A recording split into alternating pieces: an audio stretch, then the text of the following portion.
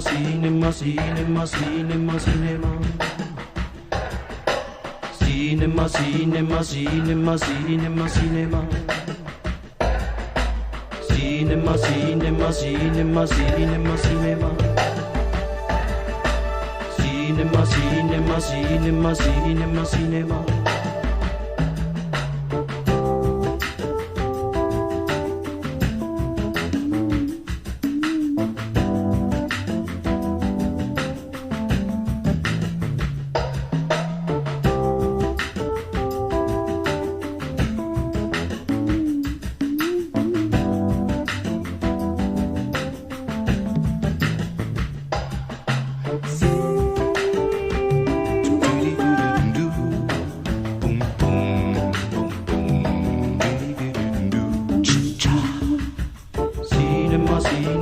Cinema, cinema, cinema, cinema. Cinema, cinema, cinema, cinema, cinema. Cinema, cinema, cinema, cinema, cinema. Cinema, cinema, cinema, cinema, cinema. Cinema, cinema, cinema, cinema, cinema. Cinema, cinema, cinema, cinema.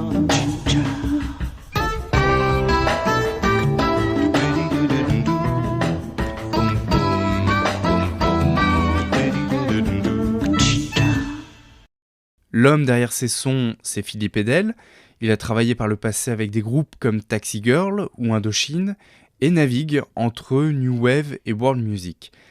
Et il se retrouve avec Arnaud DeVos à travailler sur la chaîne cryptée. Voilà comment Philippe Eidel explique en quelques mots le début de son aventure sur Canal. Je me suis lancé dans le projet sans y croire, parce que je n'avais jamais travaillé pour l'image, ni pour le cinéma, ni pour la télévision. Je m'y intéressais pourtant. J'étais un grand fan de Brian Eno, de sa Music for Airports, et de son approche très design de la musique objet. J'ai composé quelque chose qui transgressait absolument toutes les règles télévisuelles alors en vigueur. J'étais non seulement très surpris que Pierre Lescure choisisse ma composition, mais qu'il me demande en plus de composer tout l'habillage. Et puis il y a tous ceux qui ont filé un coup de main. Michel Jonas, croisé par hasard par les équipes de Canal dans un studio d'enregistrement, qui signera le célèbre Chicha du cinéma. Il y a eu aussi Serge Gainsbourg pour le générique de Caboucadin, et même Dominique Rocheteau qui joue du sifflet dans le générique des sports.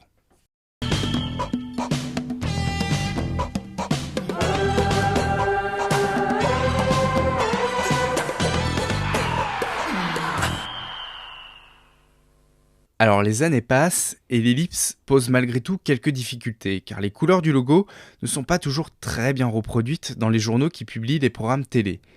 Et puis, sur les pubs, en bord de stade, la taille de l'ellipse ne permet pas d'afficher en grande taille les lettres du logo.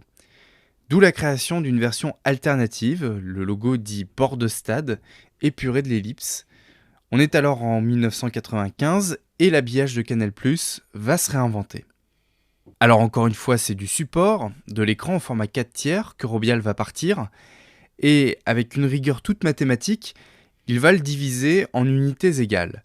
Et petit à petit, c'est l'architecture de l'image qui se dessine. Parallèlement à cela, les lettres du logo sont inscrites dans un cartouche, dont les proportions sont choisies pour s'inscrire parfaitement dans la grille à l'écran, et ce gabarit permet de créer des compositions faites de rectangles de couleurs. L'habillage sonore est également repensé, toujours sous la houlette de Philippe Edel et d'Arnaud DeVos, mais il prend une tournure plus acoustique. Les voix et les synthés laissent place aux chants d'oiseaux, à des sonorités plus proches des musiques du monde, et un beau jour, d'août 95, voici ce que découvrent les téléspectateurs au démarrage des programmes.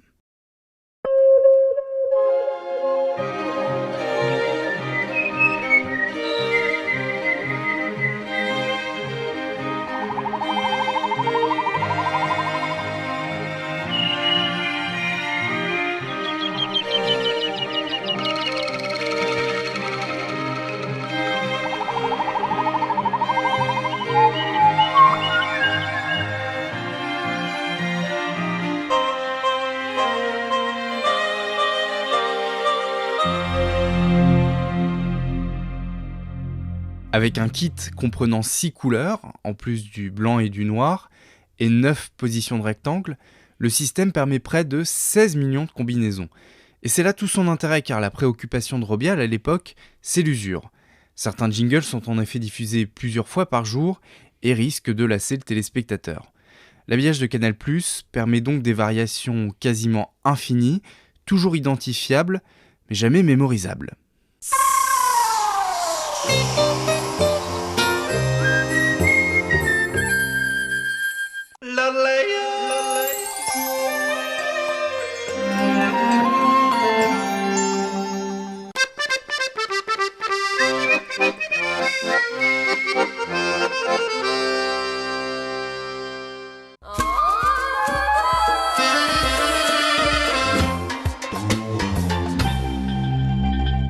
Mais revenons un instant sur l'habillage sonore, car lui aussi a été pensé dans un souci de déclinaison.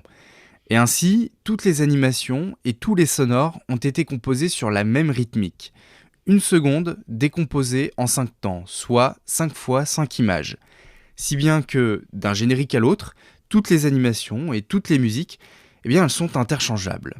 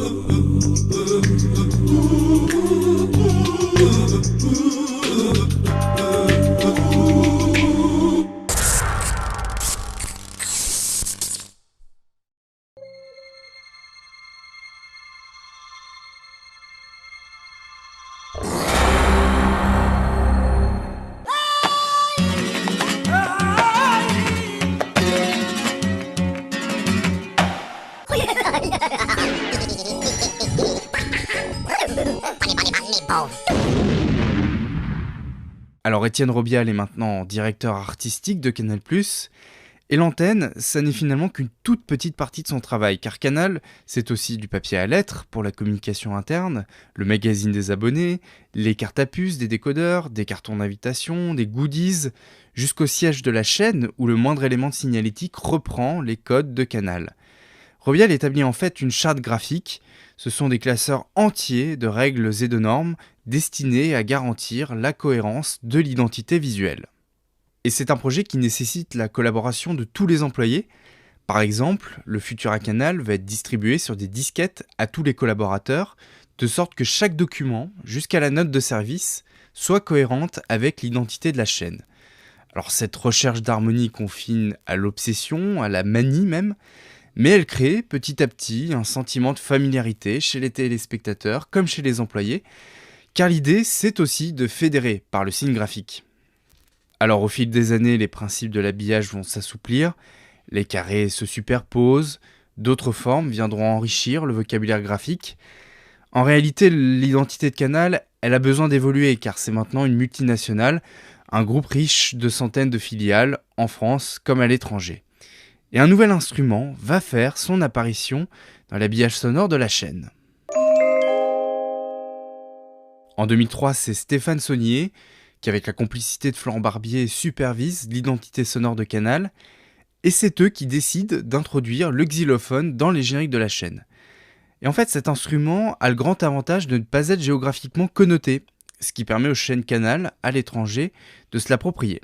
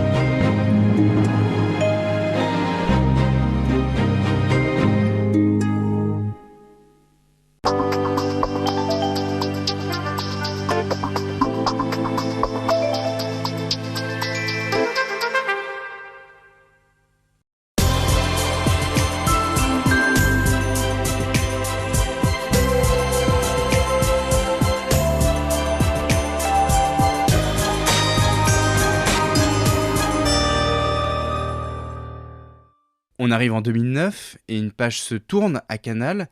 Olivier Schack succède à Étienne Robial à la direction artistique de la chaîne et il lance le chantier d'un nouvel habillage avec le concours de l'agence britannique Devilfish et de Norbert Gilbert pour la partie sonore.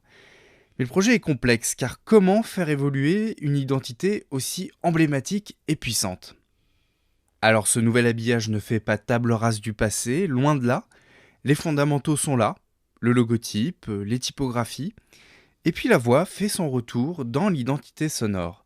Mais pour la toute première fois, dans l'histoire de Canal, l'habillage repose sur des prises de vue.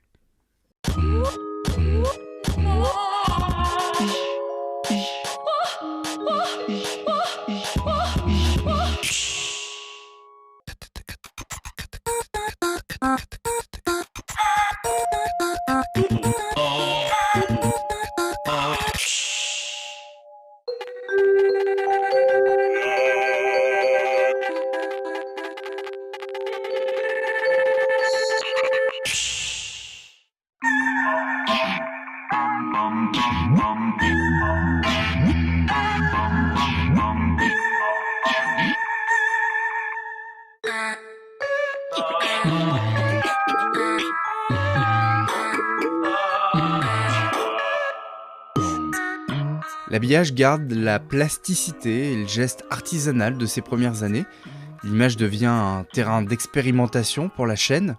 Sur cinéma, par exemple, on va gratter et peindre directement la pellicule pour obtenir des effets lumineux.